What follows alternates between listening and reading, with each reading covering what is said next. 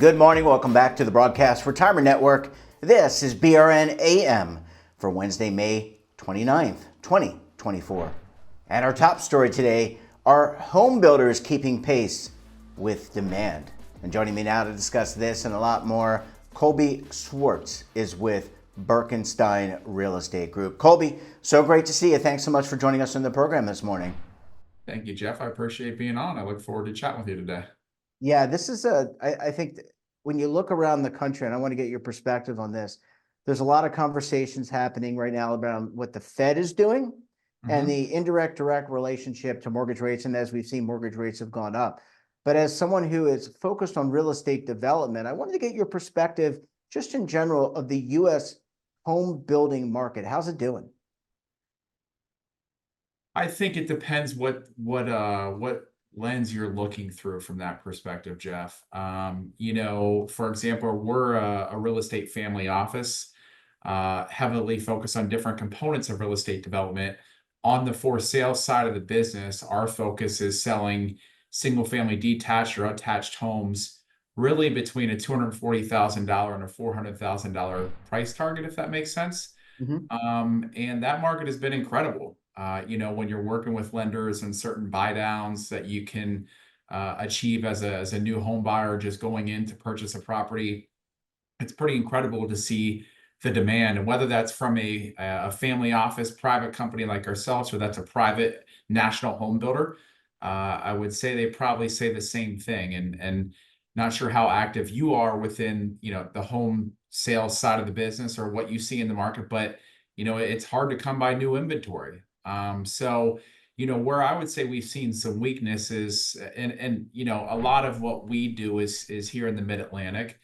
So I can't speak to every geographic region, but when you get to that $600,000-$700,000 price target, that's when you start to see a little bit of weakness, and you're starting to see some, I won't say deterioration, but you're starting to see prices come down a little bit. You're starting to see homes sit on the market a little bit more, and obviously, when you look at those numbers of overall monthly cost, that's substantial. And that's why you've seen the opposite side of our business, the rental market, really take off, right? So, again, we build product that is for sale and for rent. Our rental product, is doing incredibly well because of really just the for sale price and the cost that it takes to get into new homes. But obviously, it's a much different beast than what it was 2 years ago. And quite frankly, I think if you look at my perspective, or if you look at our company perspective, when rates do come down, and just to be clear, I don't think they're going to come down to where they were 2 or 3 years ago. And if it does, it's either, something massive like a, geopolitical event, or just something out of the ordinary like a COVID.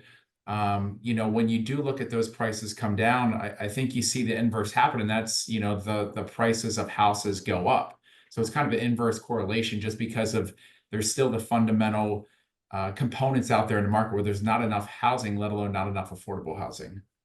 Yeah, a really great analysis. And I guess the median home price in the US, when you look in aggregate, it's gone up. But what you're describing, what you described, really, there's a target demo that I think people are going for.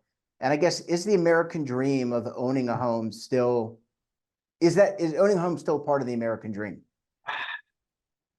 That's probably in the eye of the beholder. It's probably a loaded question, actually, if you ask me.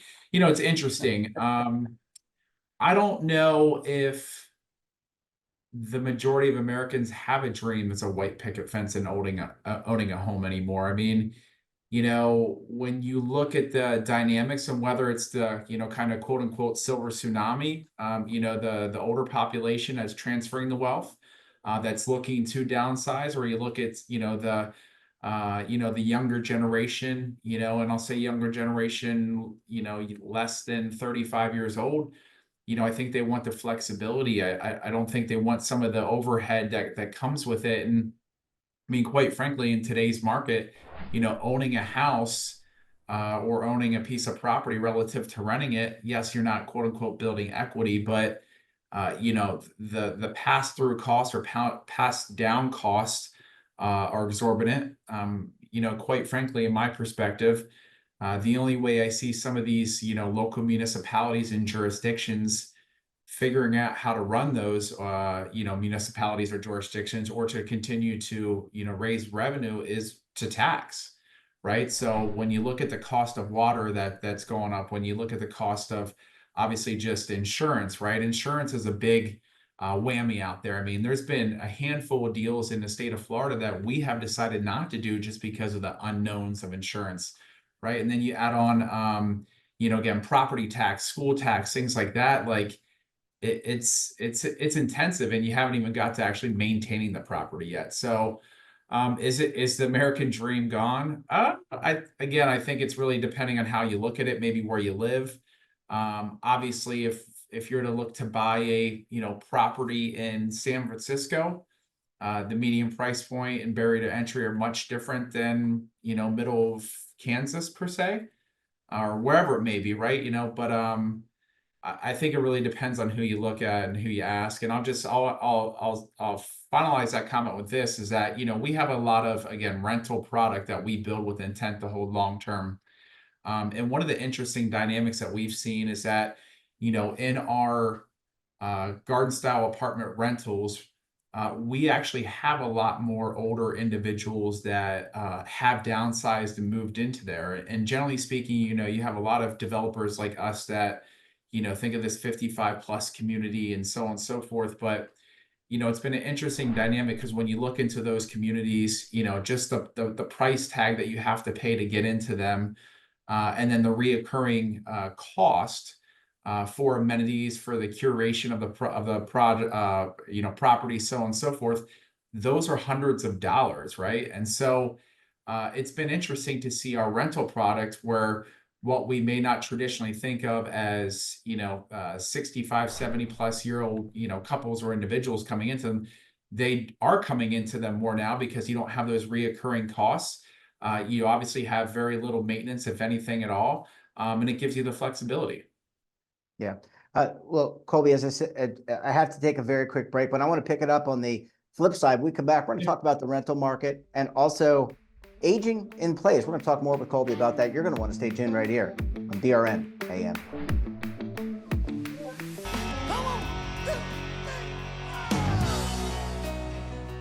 Now is your opportunity to co-create content around any topic on the First Lifestyle and Wellness Network. Reach a global audience through our platform and co-own exclusive branded content. All of our programs are available on demand and also as audio-only podcasts, so you can take us on the go. Broadcast Retirement Network, available anytime, anywhere, and on any device. Welcome back. We're joined this morning by Colby Swartz of Burkentine Real Estate Group. Colby, thanks so much for staying with us. Really appreciate you hanging around for segment number 2 this morning. Thank you, Jeff. Appreciate you having me. Pleasure. Yeah, I want to pick up the conversation about rentals because, look, as you said, I agree with you on a lot of your points. I don't disagree on the other points, but I think when I think about buying a home, I think about fixing the roof. I think about the HOA. I think about all the expenses that I don't want to pay and the tax levy. Yeah. I live in North Carolina, but the tax levy that you were mentioning. Let's talk about the rental market.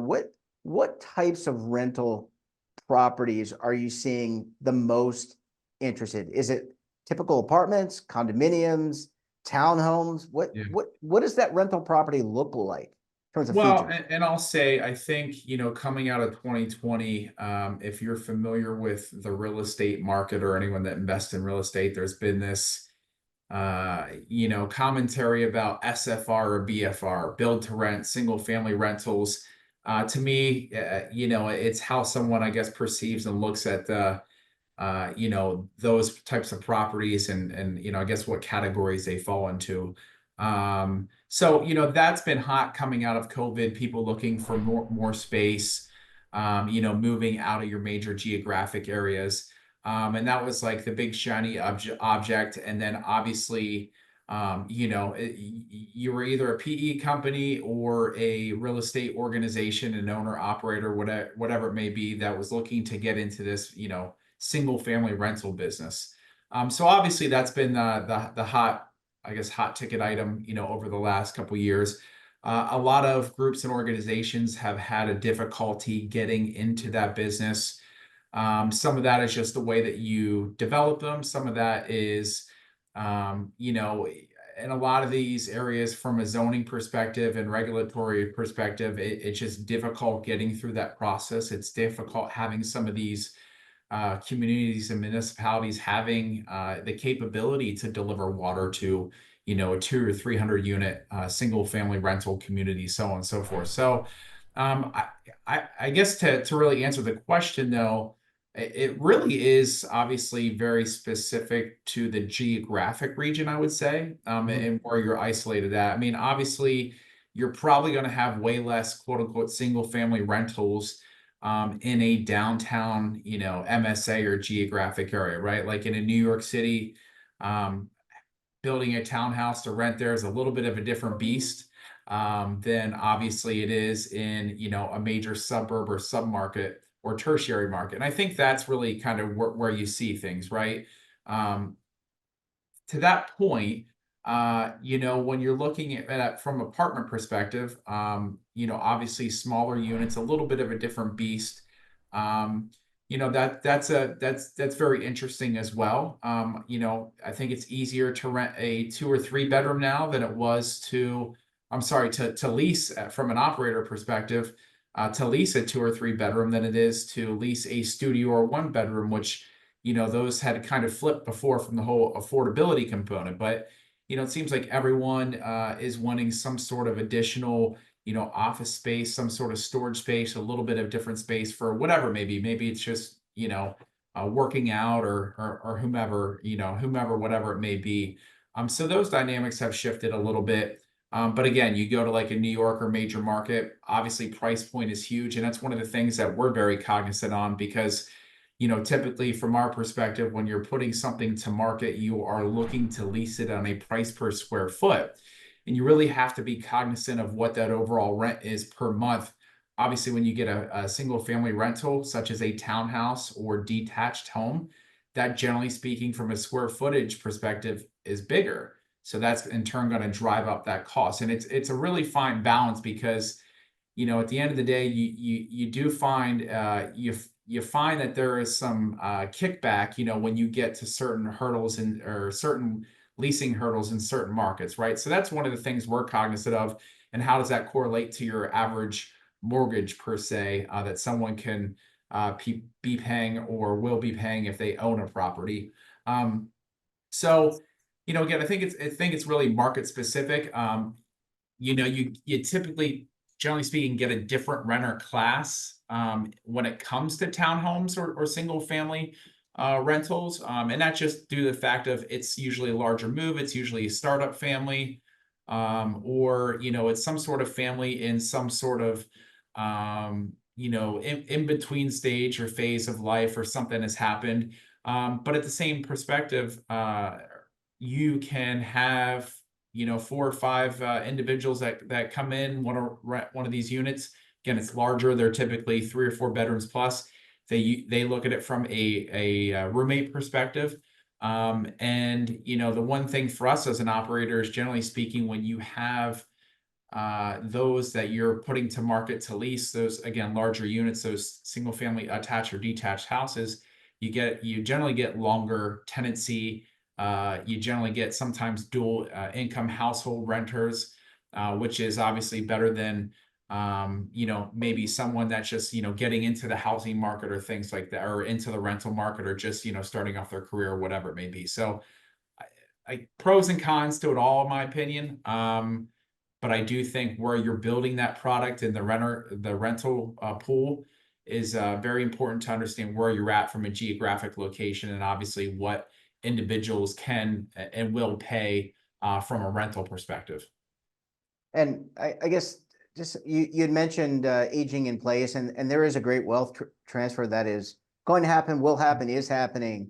But for those aging in place, I mean, how do you build communities or developments for these individuals? Because you think about the, you know, 55 and older, think about the lifestyle that those people and the needs. So you have, you know, proximity, need to be close to urgent care, you need to be close to hospitals, Maybe if it's multi-family or multi-generational, I should say, you need to be able to be near school districts. So how do you envision building that development for what I think is a very large population? Yeah, I mean, great question. I think from my perspective and ours as an organization, um, it's really about curation. How do you curate the property? How do you engage the community? Things like that, right? A lot of that is stuff that's not really, it doesn't really cost money per se, right? But it's how do you keep everyone actively involved, and how do you create? I mean, a community is the key word there, in my opinion, and that's easier said than done. I mean, there's a lot of rental properties across the country and across the world where I'm sure you have no idea who your neighbor is. There's very little, engagement or interaction, and maybe if it is, it's a hi when you're in the hallway or something, or you're complaining to them when they're too loud or something, right? Sure. So that's one perspective. You know, Obviously you can't control how you can't control certain medical um you know medical opportunities that are by you from hospitals and things like that. I mean, we one thing we do look at is how close proximity we are to major medical providers and things like that. A specified 55 plus probably owner operator might give you a different story. Obviously, when you're designing it, as you design it for an older population, there are just physical components that, are different, right? So are you going to be in an elevator building, or is it just a 3-story walk up? Generally speaking, obviously an apartment is, you're not handling stairs, you're not doing certain things that you would maybe in a traditional apartment building.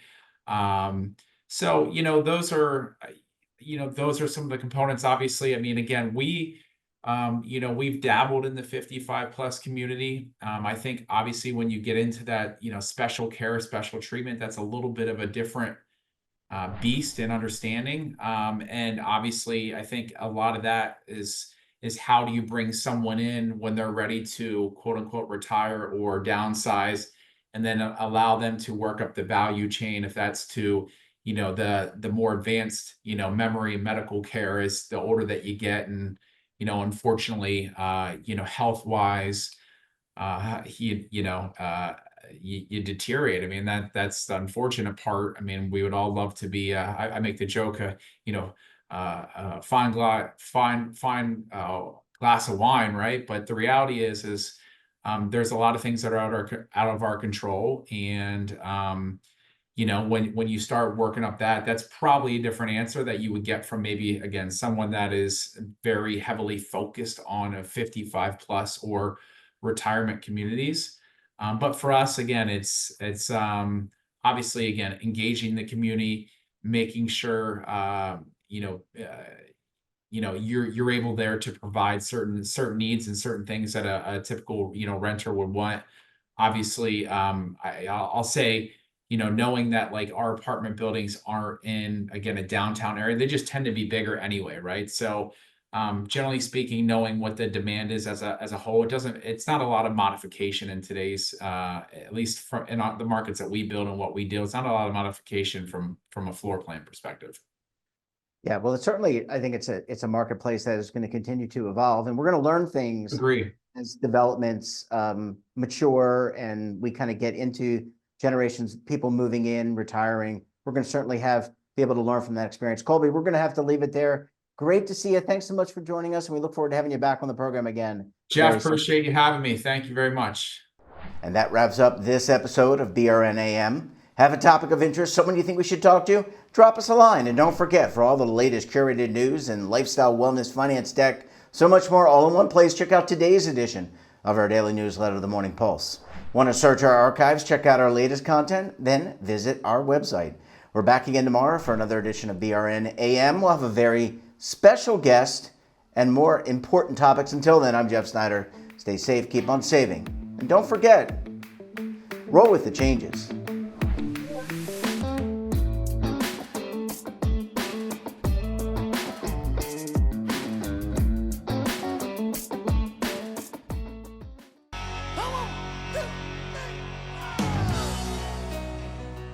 Now is your opportunity to co-create content around any topic on the First Lifestyle and Wellness Network. Reach a global audience through our platform and co-own exclusive branded content.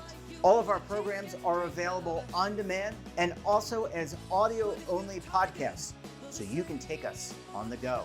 Broadcast Retirement Network, available anytime, anywhere, and on any device.